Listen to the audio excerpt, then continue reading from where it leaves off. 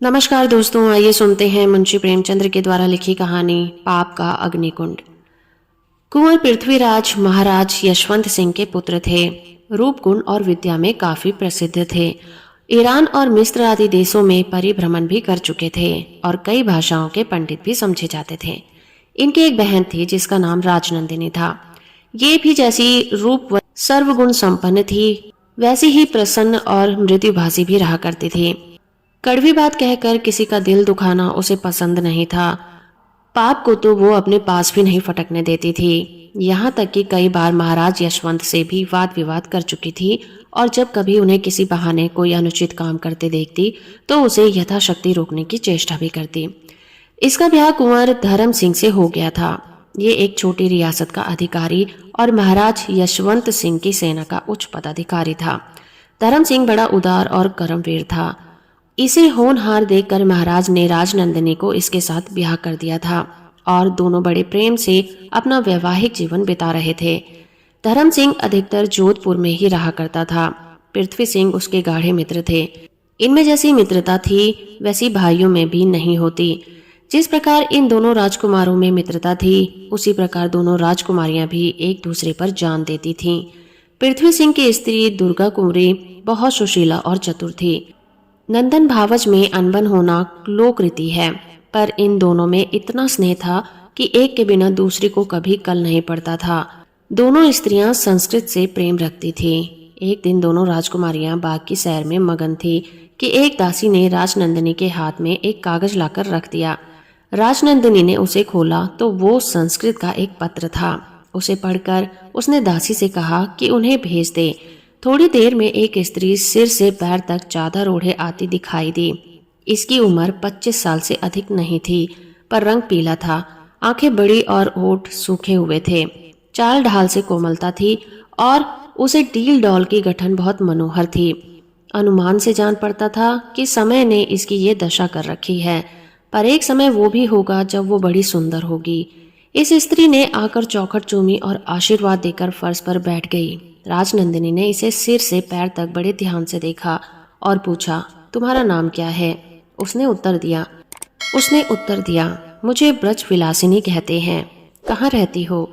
यहाँ से 3 दिन की राह एक गांव है, विक्रमनगर, वहाँ मेरा घर है। संस्कृत कहाँ पढ़ी है? मेरे पिताजी संस्कृत के बड़े पंडित थे, उन्होंने थोड़ी बहुत पढ़ा दी। तुम्हारा ब्याह तो हो गया ना? ब्याह का नाम सुनते ही ब्रज विलासिनी की आंखों से आंसू बहने लगे।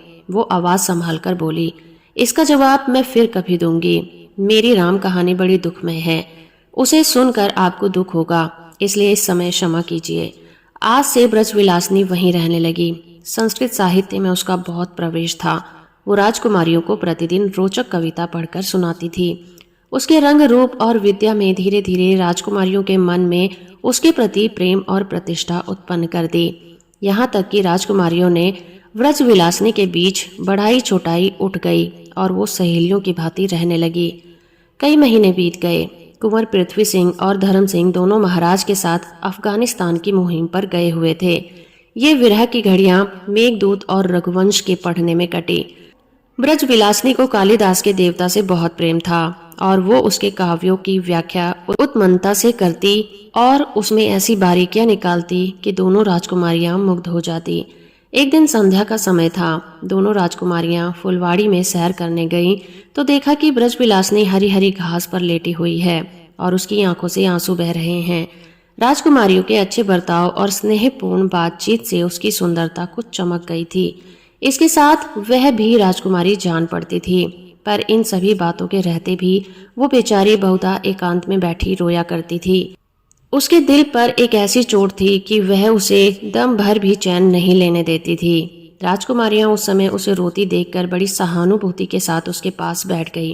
राजनंदिनी ने उसका सिर अपनी जांघ पर रख लिया और उसके गुलाब सी गालों को थपथपाकर कहा, सखी, तुम अपने दिल का हाल हमें ना बताओगी क्या? अब भी हम गैर हैं।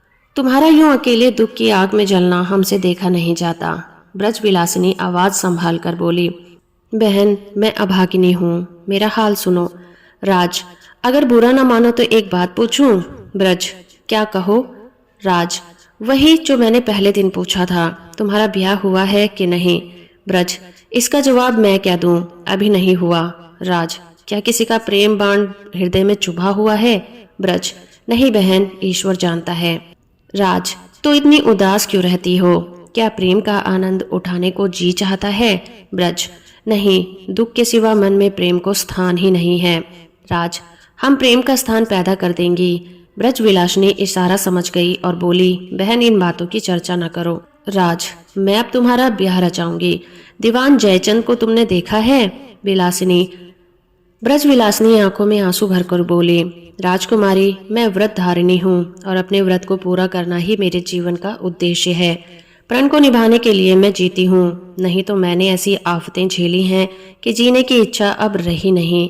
मेरे बाप विक्रम नगर के जागीरदार थे, मेरे सिवा उनके कोई संतान ना थी। वे मुझे प्राणों से अधिक प्यार करते थे। मेरे ही लिए उन्होंने बरसों संस्कृत साहित्य पढ़ा था। युद्ध विद्या में वे बड़े निपुण थे और कई बार लड़ाइयों पर गए थे।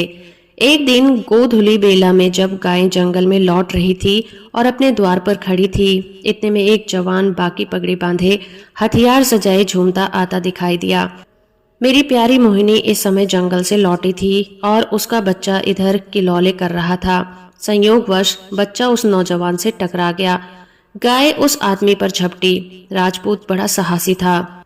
उसने शायद सोचा कि भागता हूँ तो कलंक का टीका लगता है। तुरंत तलवार म्यान से निकाल ली और गाय पर झपटा। गाय झल्लाई हुई तो थी ही, कुछ भी न डरी। मेरी आंखों के सामने उस राजपूत ने उस प्यारी गाय को जान से मार डाला। देखते देखते सैकड़ों आदमी जमा हो गए और उसको टेढ़ी सीधी सुनाने लगे। इतने में पिताजी भी आ गए। वे संध्या करने गए थे। उन्होंने आकर देखा कि द्वार पर सैकड़ों आदमियों की भीड़ लगी हुई है। गाय तड़प रही है और उसका बच्चा खड़ा रो रहा है। पिताजी की आहट सुनते ही गाय कराहने लगी और उनकी ओर उसने कुछ ऐसी दृष्टि से देखा कि उन्हें क्रोध आ गया। मेरे बाद उन्हें वो गाय ही प्यारी थी। वे ललकार कर बोले, मेरी गाय किसने मारी है? नौजवान लज्जा से सिर झुकाए सामने आया और बोला, मैंने। पिताजी, तुम क्षत्रिय हो? राजपूत, हाँ। पिताजी, तो किसी क्षत्रिय से हाथ मिलाते। राजपूत का चेहरा तमतमा गया। बोला, कोई क्षत्रिय सामने आ जाए। हजारों आदमी खड़े थे पर किसी का साहस न हुआ कि उस राजपूत का सामना करे। ये देखकर पिताजी ने तलवार खींच ली और वे उस पर टूट पड़े। उसने भी तलवार निकाल ली और दोनों आदमियों ने तलवारें चलने लगी। पिताजी बूढ़े थे, सीने पर जख्म गहरा लगा, गिर पड़े।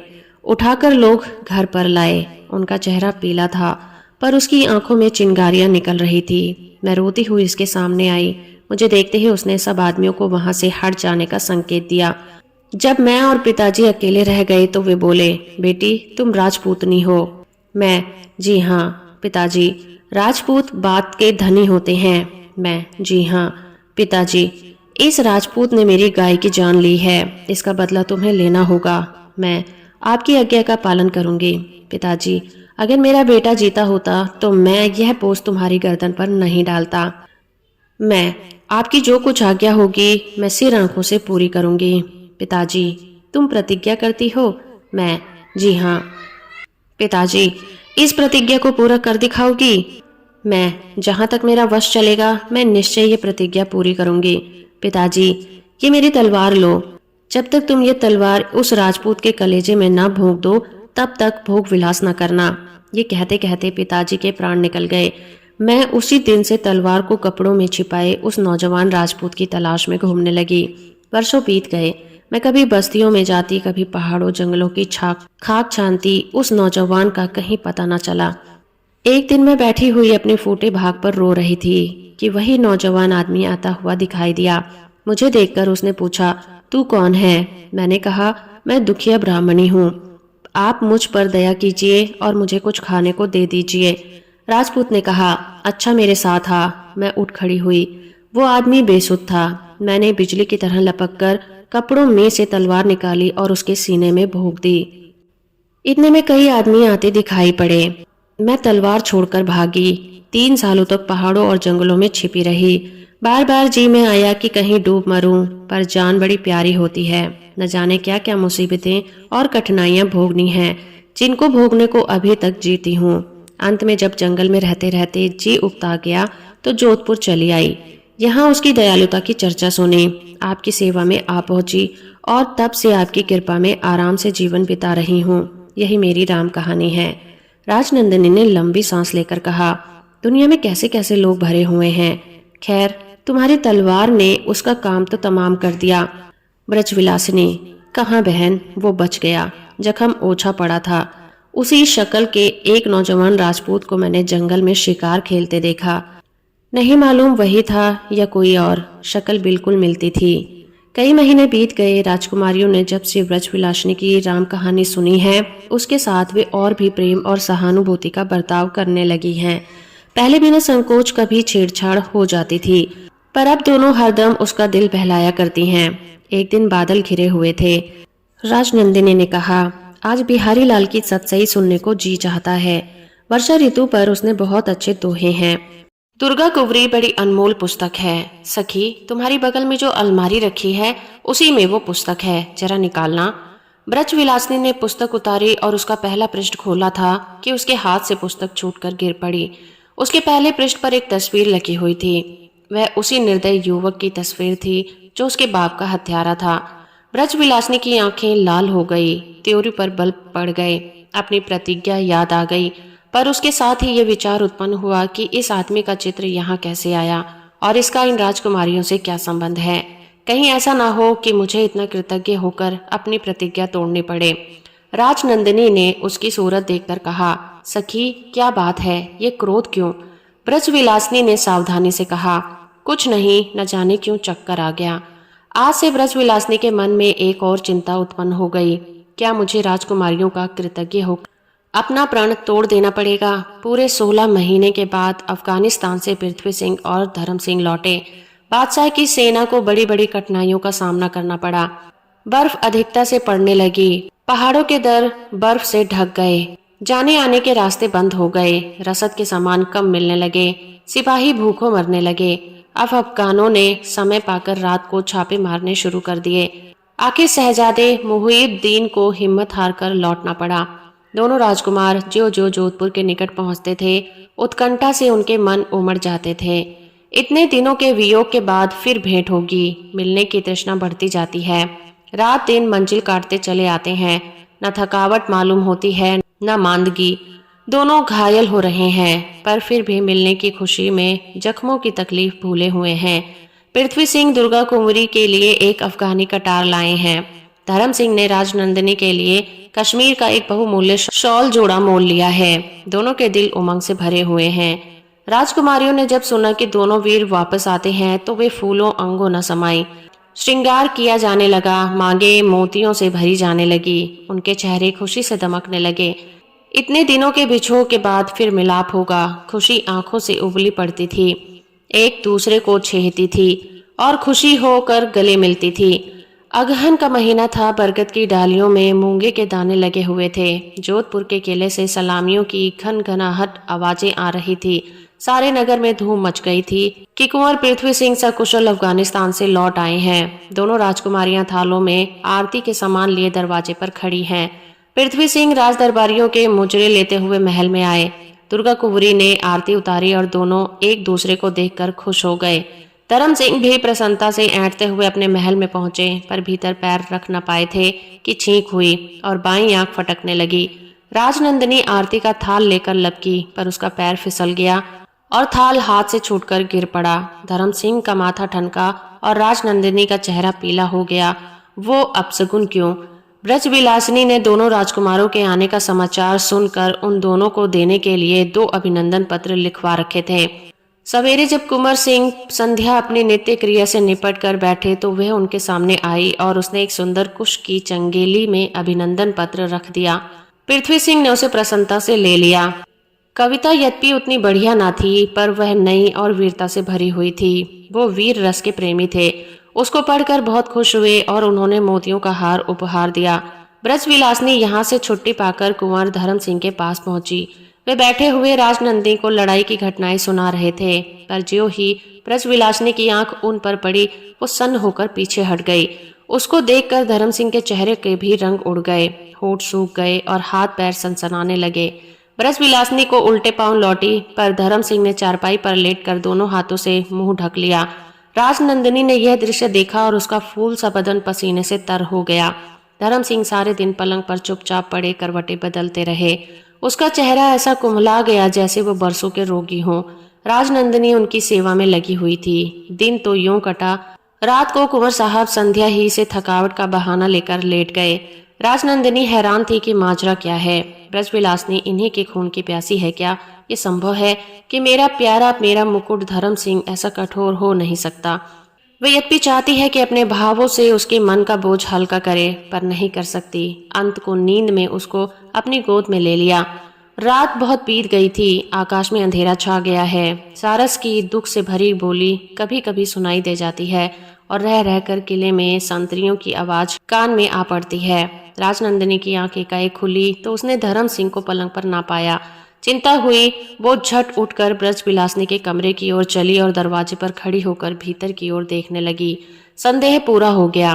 क्या देखती है कि ब्रजविलासिनी हाथ में तेंगा लिए खड़ी है और धर्म सिंह दोनों हाथ जोड़े उसके सामने दीनों की तरह घुटने टेके बैठे हैं। वह दृश्य देखते ही राजनंदिनी का खून सूख गया और उसके सर में चक्कर आने लगा, पैर लड़खड़ाने लगे।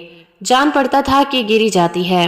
वह अपने कमरे में आई और मुंह ढककर लेटी रही, पर उसकी आंखों से आंसू की एक बूंद भी न निकली।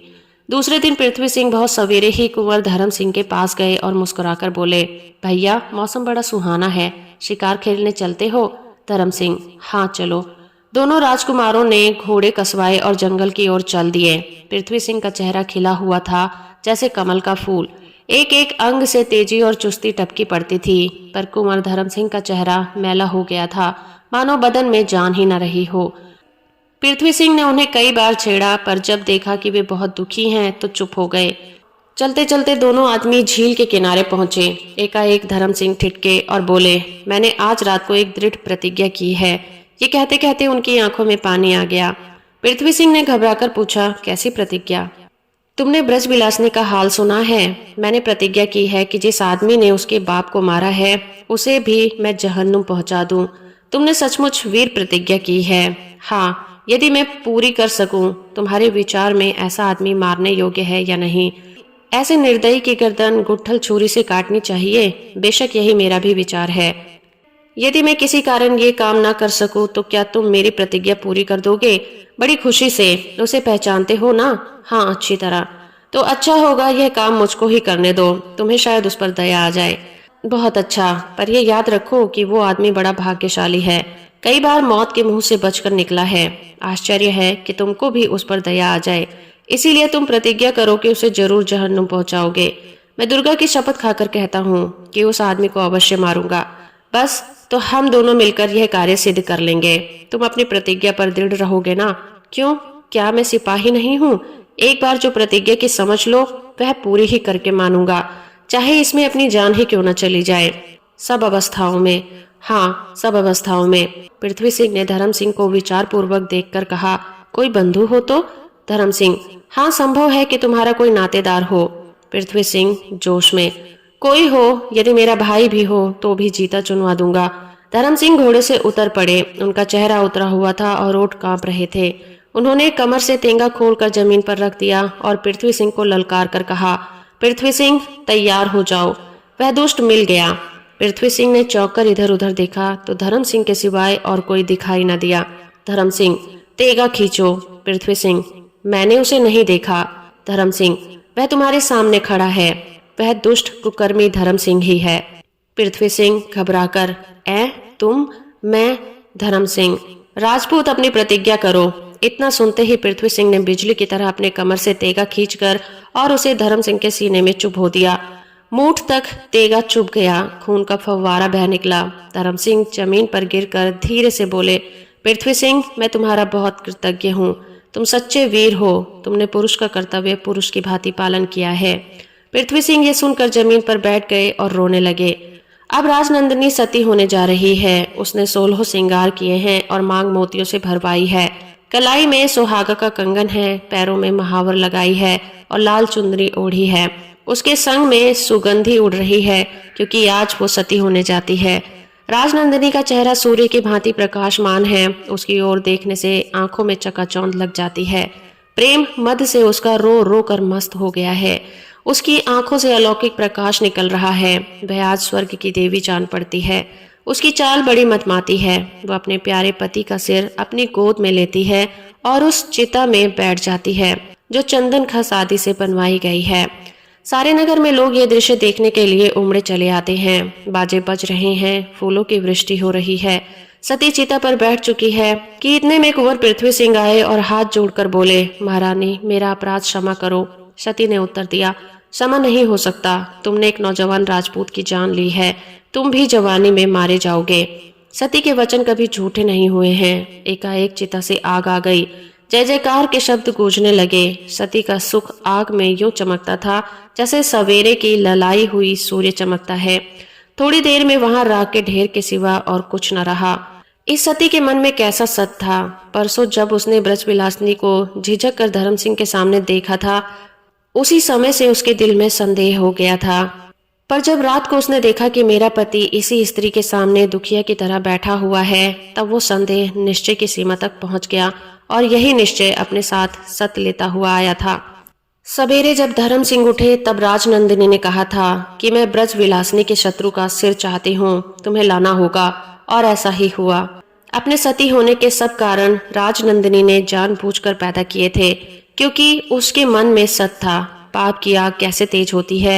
एक पाप ने कितनी जाने ली। राजवंश के 2 राजकुमार और 2 राजकुमारियां देखते देखते इस अग्निकुंड में स्वाहा हो गए। सती का वचन सच हुआ। 7 के सप्ताह के भीतर पृथ्वी सिंह दिल्ली में कत्ल हो गए और दुर्गा कुमारी सती हो गई। तो दोस्तों, अभी आप सुन रहे थे मुंशी प्रेमचंद्र के द्वारा लिखी कहानी पाप का अग्निकुंड। आशा है आपको ये कहानी और मेरा प्रयास अच्छा लगा होगा। वीडियो को लाइक और चैनल को सब्सक्राइब करना बिल्कुल ना भूलें।